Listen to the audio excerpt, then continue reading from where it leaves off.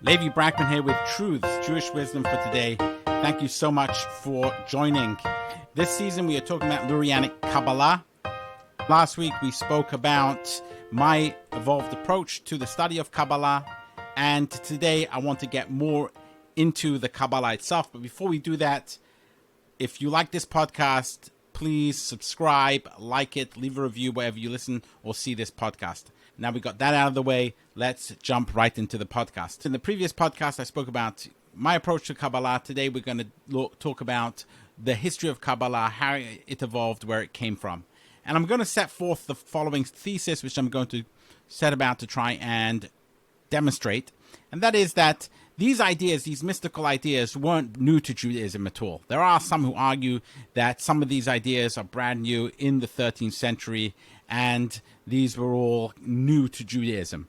And my argument is going to be that this very strong mystical theme of imagery and different aspects of the divine are found within Judaism from the very beginning, from the Torah itself. And so that is going to be part of my argument. I'm not going to go into it extensively. One could go on for this for many hours, but I'm just going to cherry pick a few texts in which to show that, and we're going to do some textual study as well. My argument is going to be that the systemization of these ideas started to happen in the 13th century and onwards, culminated in a major way with Lurianic Kabbalah, which is the focus of this season of the podcast. But the ideas, the mystical ideas, came much earlier on. And by mysticism, I am going to define that as anything related to the imagination or the experience of something which is beyond the physical. That's how I'm going to describe it, specifically as it relates to the divine itself. So let's jump into some of the texts that are deeply mystical in nature, which are found in the Torah itself. So to mention a few, we can go back all the way to the beginning of Genesis itself. God created the world. Here we have a story of God interacting with the universe, how he created the world. He spoke and the world came into being. And then we have the situation of Adam, the first man, being in the Garden of Eden and talking to God, and God telling him what he should and shouldn't do, and then eventually he sins and he gets banished from the Garden of Eden. The Garden of Eden, was that a physical place or not? That is a very interesting conversation and question that is spoken about in the Jewish tradition. Perhaps it's not, according to at least some Kabbalists, wasn't a real physical place. Anyway, this is a very deeply mystical text and story. We find the story going on. There are plenty of other stories of Abraham talking to angels and dreams of ladders all the way through Genesis. And we find, though, as we get into Exodus, we find this highly mystical story of Moses and the burning bush. And Moses asking God what his name is. And I will be who I will be. Ehyeh asher ehyeh, God says. This is a highly mystical description of the divine as well, which is found in Exodus 3, the story of Moses and the burning bush. Of course, we find in Exodus 9 to 20, the revelation at Sinai. And there is one particular text that I do want to read just a little bit from, where there's a dialogue which God has with Moses, where Moses asks God to actually show me all your goodliness, show me who you are, so I may know you, and that I know that I and my people have found favor in your eyes. And that is Exodus 33. And he says, pray, let me see your glory.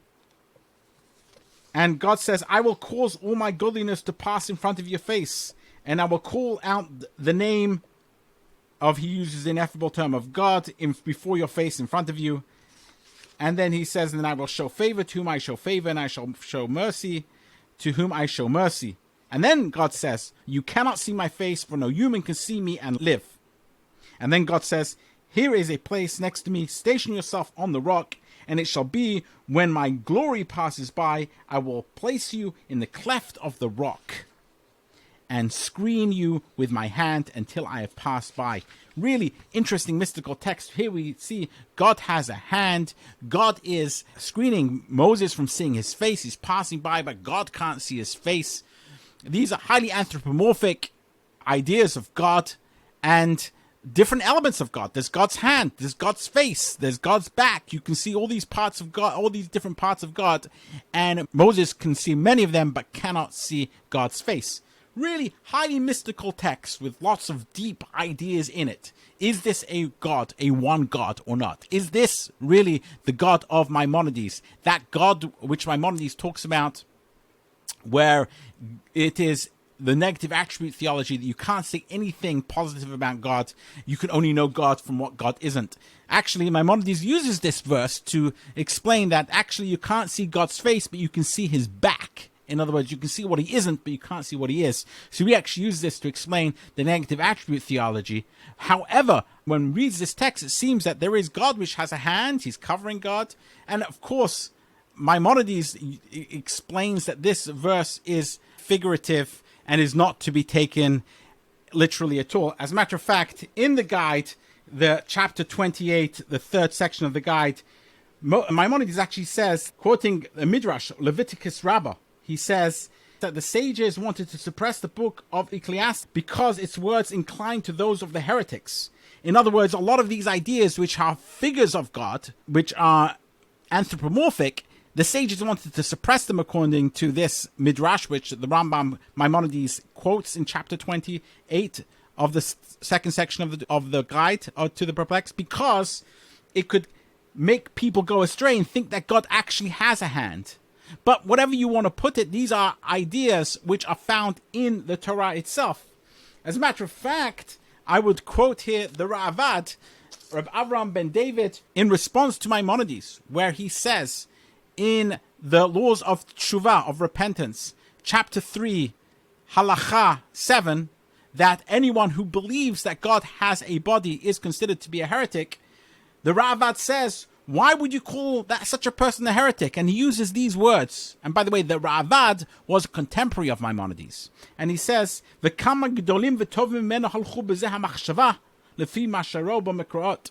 other words, there were people who were greater and better than Maimonides, the Ra'avad says, who believed and went into this channel of thought, who actually believed that God had a body.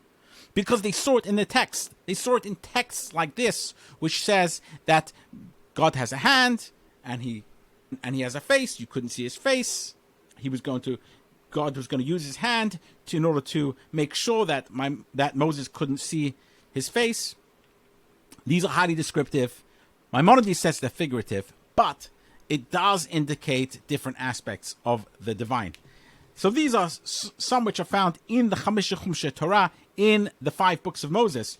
You also find, fascinatingly, in the Psalms, which is a highly mystical text as well, where you find this idea found in Psalm number 104, which talks about which I'll just read some of the verses of it. I'll translate into English, that it says, "Bless the Lord, O my soul, O Lord my God, you are very great. You are clothed in glory and majesty, wrapped in a robe of light. You spread the heavens like a tent cloth. He sets the rafters of his lofts in the waters, makes the clouds his chariot, moves on the wings of the wind. He makes the winds his messenger, fiery flames his servants. He established the earth on its foundations, so it shall never totter." In other words, this idea of a highly anthropomorphic God with different elements exists also in the Psalms, these mystical texts. There is also the whole story of the chariot. Here's another one. The whole story of the chariot of Maaseh Merkavah, which is found in Ezekiel. Wouldn't do justice if I didn't mention Ezekiel. In Ezekiel it says, in the 13th year of the 5th day of the 4th month, etc., etc., he had this vision. Ezekiel had this vision. And they looked, and lo, a stormy wind came sweeping out of the north, a huge cloud and flashing fire, surrounded by a radiance, and in the center of the fire a gleam as a chamber. In the center of it were also the figures of 4 creatures. And this was their appearance. They had the figures of human beings. Here we go. Figures of human beings. However, each had 4 faces, and each of them had 4 wings. The legs of each were fused into a single rigid leg, and the feet of each were like a single calf's hoof, and their sparkle was like the luster of burnished bronze. They had human hands below their wings. The 4 of them had their faces and their wings on their 4 sides, each one's wings, etc., etc. You can go and look at Ezekiel chapter 1 and find all of this. Highly figurative, perhaps, but definitely talking about a vision of the divine, which is highly anthropomorphic.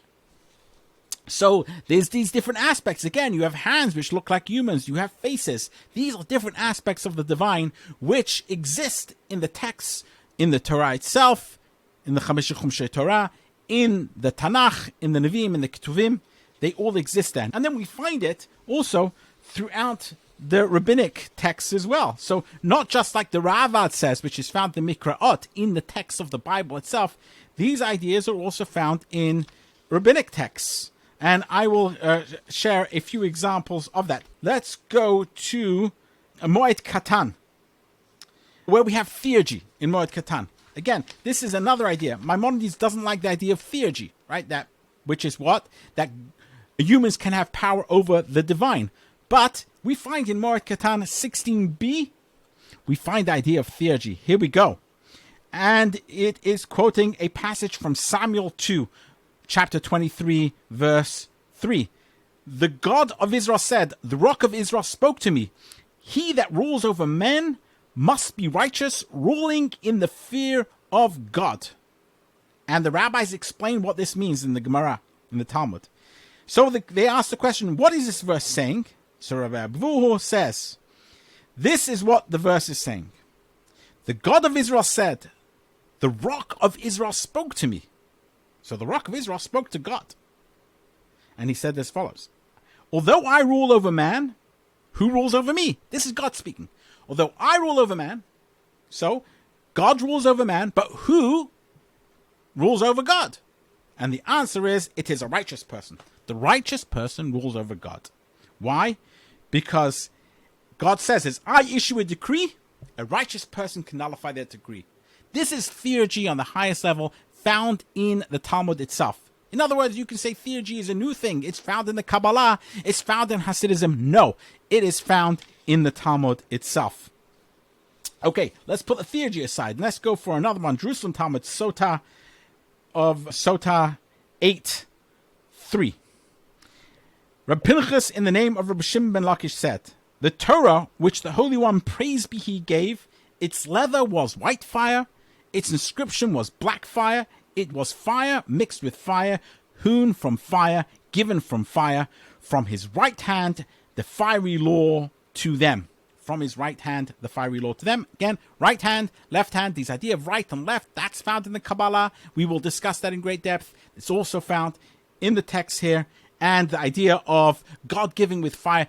These ideas that there is fire in the divine. These are highly figurative, perhaps, but also describe the physical, in a sense, the physical kind of description of the divine and different aspects of the divine, which is found in the Torah. Also, we can go on here in Brachot. We talk about the soul. Brachot 10a, Yud Amud Aleph. And it describes an analogy between God and the soul. It says, just as the Holy One, blessed be he, fills the entire world, so too the soul fills the entire body. Just as the Holy One, blessed be he, sees but is not seen, so too does the soul see but it is not seen. And it goes on, just the Holy One, blessed be he, is pure, so too is the soul pure. Just as the Holy One, blessed be he, sustains the entire world, so too the soul sustains the body. This idea of there being a soul, a spiritual part of the human, which is analogous of God, that is also found directly in the rabbinic text as well. There's so much of it. I would like to give one from the Midrash as well. Shir Shim Rabbah. Rabbi Shua of Shichlin said in the name of Rabbi Levi, you find that when the Holy One, blessed be he, said to Moses, craft for me a tabernacle, he could have positioned 4 poles and stretched a curtain over them, and it would have been a tabernacle. However, the Holy One, blessed be he, did not do it, but rather he took him up on high, and he showed him red, green, black, and white fire, and said, craft like this for me. Moses said before him, Master of the universe, from where do I have black, red, green, and white fire? So God said to Moses, in their configuration that you are being shown on the mountain. He quotes that verse. So he says, in the configuration of the mountain, that's where you'll find this different fire. In other words, God is talking to Moses, and God is showing him things which are divine, and they are seen as fire, different colors of fire. In other words, different aspects of the divine, which is found here.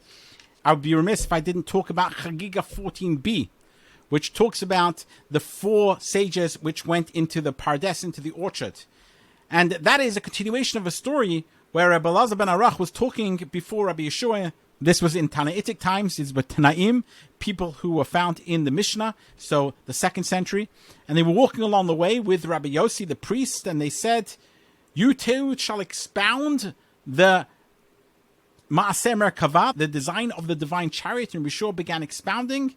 And that was the day of the summer solstice, and the heavens became filled with clouds, and there was appearance of a kind of a rainbow in the cloud. The ministering angels gathered and came to listen, like people gathering and coming to see the rejoicing of the bridegroom and the bride. And then there was another story where they spoke about the Ma'aseh Merkavah, and it tells us that that fire descended from heaven and encircled all the trees of the field, and all the trees began to recite a song.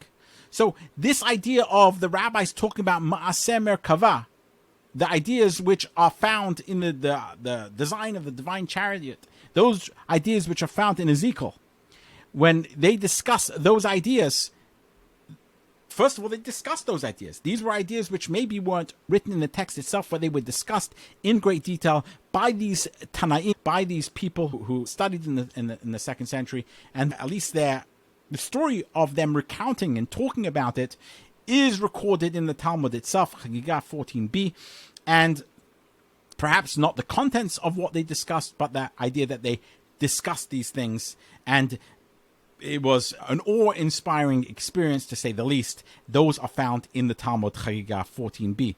And then it tells this story about the 4 people who went into the paradise. They went into the orchard, and the orchard is meant to signify this idea of they went to discuss and study the greatest secrets of the Torah, those ideas which are not discussed publicly.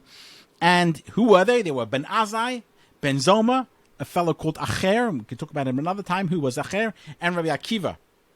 And what happened to all of them? Ben Azai looked at the divine presence when he went into the paradise, when he went into the orchard, and he died. What about Ben Zoma? What happened to him when Ben Zoma? He was harmed. He lost his mind. He became crazy. What happened to Acher? Acher, he became a heretic, and the only person who was able to walk in and walk out unharmed, that was Rabbi Akiva. So, in other words, there is tremendous fear and danger of going in to study the paradise, into going into having this kind of proximity with the divine. Fire can come down from heaven. You are all of a sudden accompanied by all these Malchei Asharet, all these angels, and a lot of dangerous things can occur, and therefore these aren't things that the average person who's uninitiated actually gets into and discusses. So what I've presented here is from the Bible itself, from the Torah, from the earliest times, from the time of creation, if you like, from the earliest parts of the Torah, all the way through to the rabbinic times, you find these mystical texts, these mystical conversations, and an apprehension towards that mysticism. But all these ideas, different aspects of God, anthropomorphizing God, they were all found in the text itself. And this is a solid and very important part of our tradition. So what happened then in the 13th century? What was the change that took place in the 13th century? It seems that what started to occur was that there was a significant influence of philosophical ideas which started to make their way into the Jewish tradition. And those ideas started to reread a lot of these texts in a figurative sense. And that culminated, if you like, with the Maimonides text, The Guide to the Perplexed, where he basically de-anthropomorphized everything, and not only that, but made everything figurative. And took God and threw him to the highest level possible, where you have this negative attribute theology where what is God? There's nothing you can say about him. And that was dicey in the eyes of many people. And then now you have much more open conversations about these more ancient ideas where there are different aspects to God. What they end up trying to do is trying to balance this idea of God not having a body on the one hand, not anthropomorphizing God in the sense that calling God physical, but by making it figurative and also not losing these different aspects of God. And that became, it seems, to be a really very serious enterprise. And very smart people started to work on that enterprise. Whereas previously, if you look at all these texts which I mentioned, and many more, you don't really see any systemization of what God is. There are different aspects of God. There's God, the chariot, and there's different faces, and there's a hand, and there's a wing. But there's nothing systematized which explains what it all is and how it all works and how it all hangs together in the Godhead itself. Perhaps those ideas and how it all hangs together was discussed in private by some of these teachers, as we discussed in the text with regard to those people who went into the orchard, and the story of the discussion of the Ma'aseh Merkavah, the design of the divine chariot, which was discussed between these sages, and then these fire came down from heaven when that happened. In other words, there was these discussions, but it was very private, and it was only for the initiated, and it wasn't discussed in public. It actually explicitly says that these things should not be discussed in public. These were private discussions. Maybe these were speculations on the biblical texts, which try to systematize these ideas and to make sense of them and put them into an understanding of what the Godhead is, if you like. But it was never written down. So no systemization of these different verses, which describe God in his different aspects, were ever written down in any kind of way which would be highly intelligible to the average human being.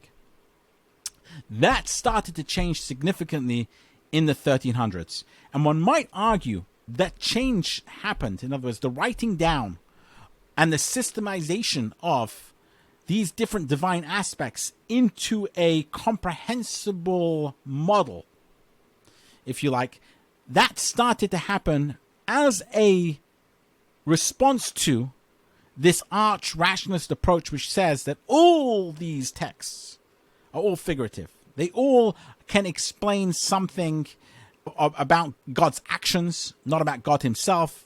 And it can actually only give kind of metaphors and be figurative in the sense of what God is. And we can get into how Maimonides does that.